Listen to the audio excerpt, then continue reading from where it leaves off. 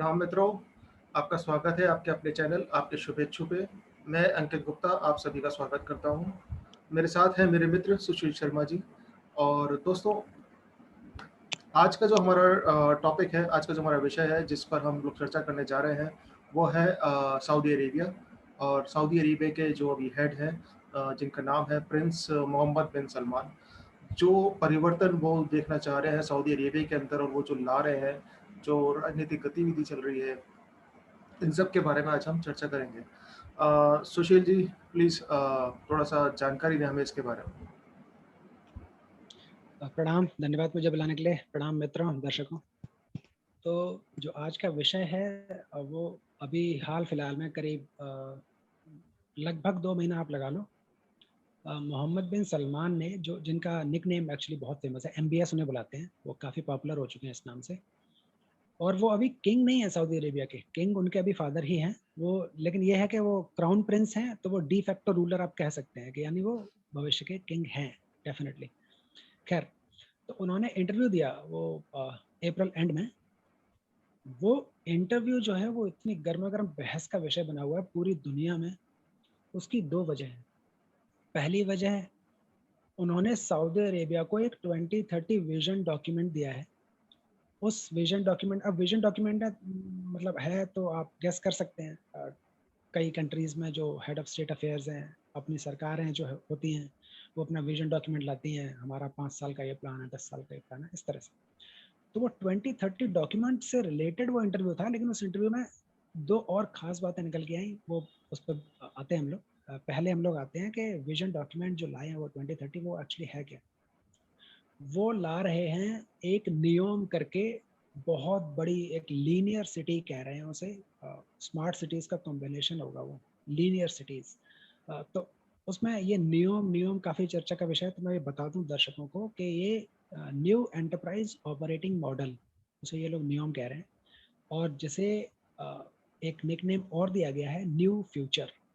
अब वो new future क्यों, उसका बहुत सही तरीके से, बहुत क्लैरिटी के साथ MBS ने जवाब दिया है।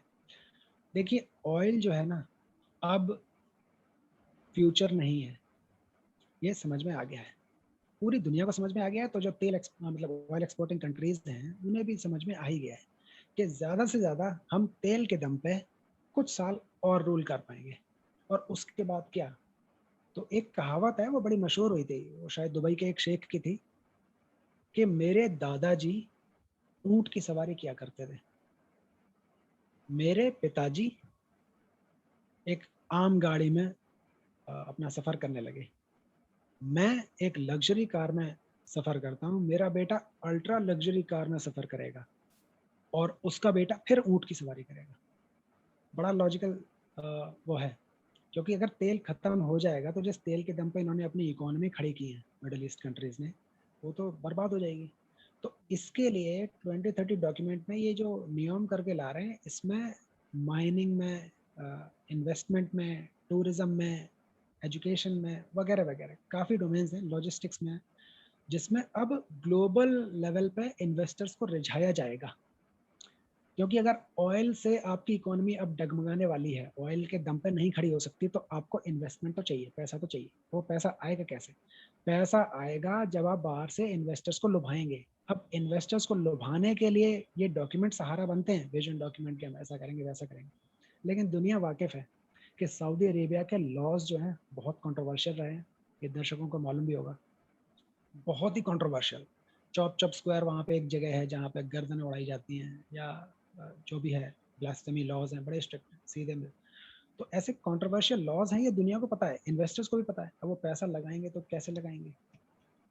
उसके लिए उन्होंने साथ ही साथ, इस 2030 विजन डॉक्यूमेंट के साथ ही साथ, कुछ धर्म से रिलेटेड क्वेश्चंस थे, उनका भी जवाब दिया। और इसके लिए वो पूरी दुनिया में चर्चा का विषय बने हुए हैं कि इन्होंने इस तरह से जवाब दिया है कि इस्लामिक एक्सट्रीमिज्म का जो एक कॉन्सेप्ट है, एक आइडियोलॉजी है, उसको धराशायी कर दिया है।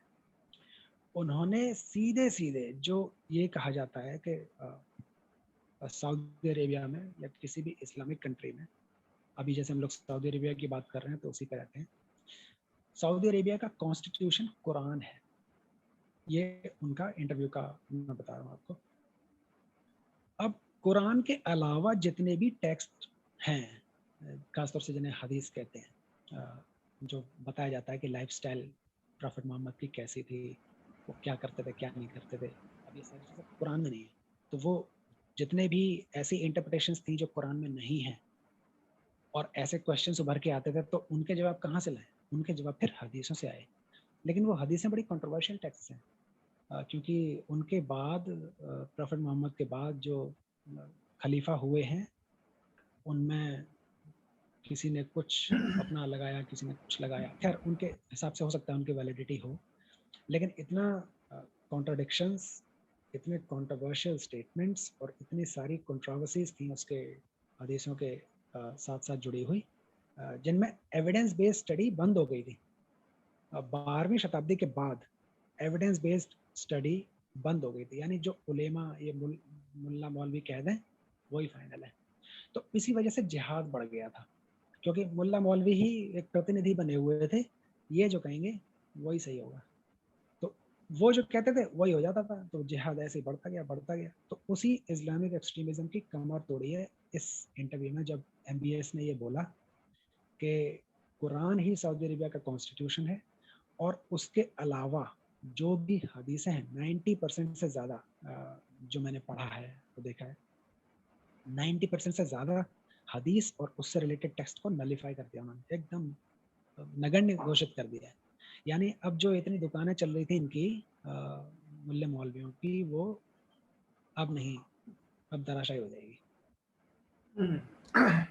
अच्छा, मैंने सुना है मोहम्मद बिन सलमान के पावर में आने के बाद, या फिर समझिए इनका इंटरफेरेंस के बाद, वहाँ पे बहुत सारे रिस्ट्रिक्शंस जो पहले हुआ करते थे वो अब काफ़ी ढिलाई पड़ी है उसके अंदर। जैसे कि वहाँ पे पहले रेस्टोरेंट्स वगैरह जो थे वो अलाउ नहीं होते थे, जब आपकी प्रेयर का टाइम है तब वो ओपन नहीं कर सकते। मॉल के अंदर जो उनकी एक रिलीजियस पुलिस के नाम से वहाँ पे पुलिस होती है जिसका नाम ही रिलीजियस पुलिस है।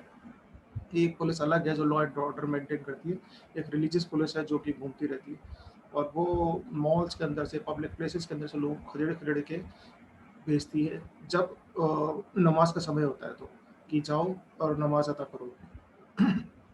खैर, और लेकिन अब ये सब चीज़ें नहीं हैं, और यहाँ तक कि जो मॉस्क, जो इनके मस्जिद है, जो इनकी प्रार्थना सभाएं का जो स्थान है, वहाँ पे जो लाउड स्पीकर्स लगे होते थे वो पहले फुल वॉल्यूम पे जो बजते थे, उनको अब रिस्ट्रिक्ट कर दिया गया है, और उनको बोला गया है कि आप अपने 1/3 वॉल्यूम पे आप रखें।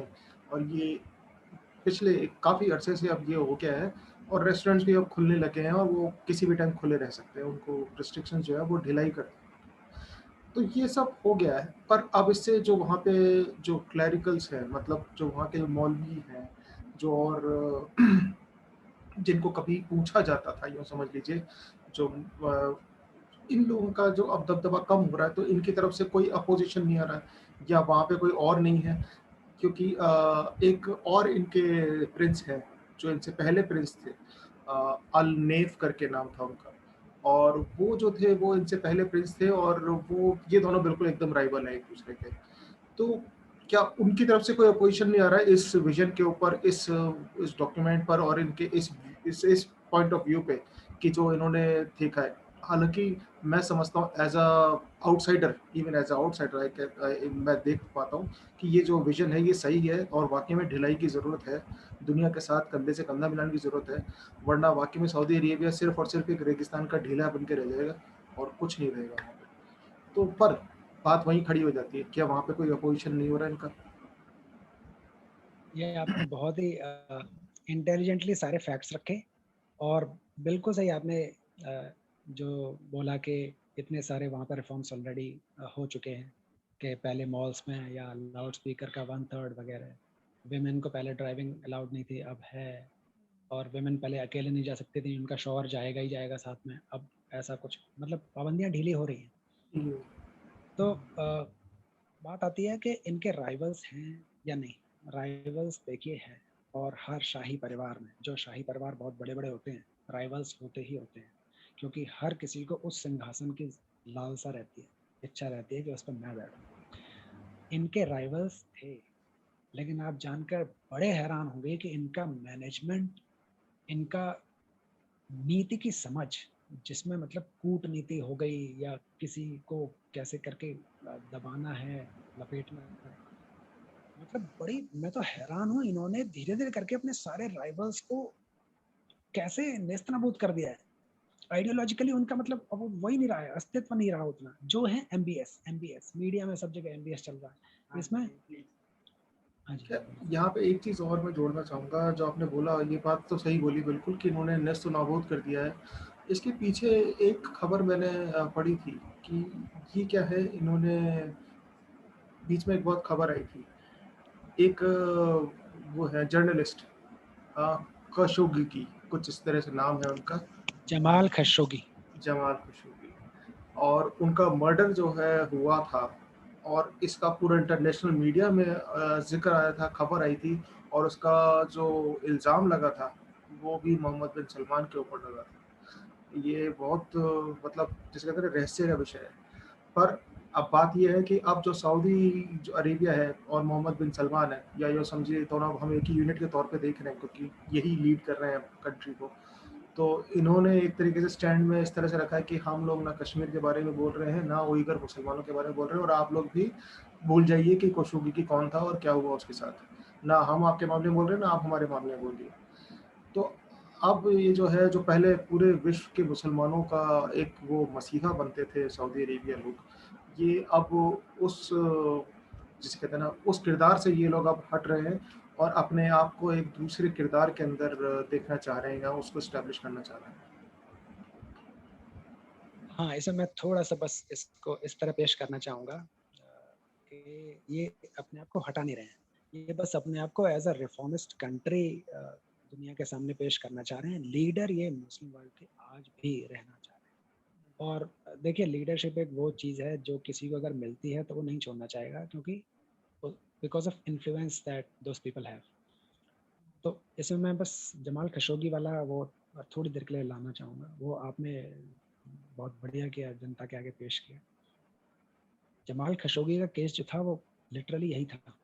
उनका जो मर्डर मिस्ट्री है, उसमें सारे सिग्नल उसी तरफ जा रहे थे।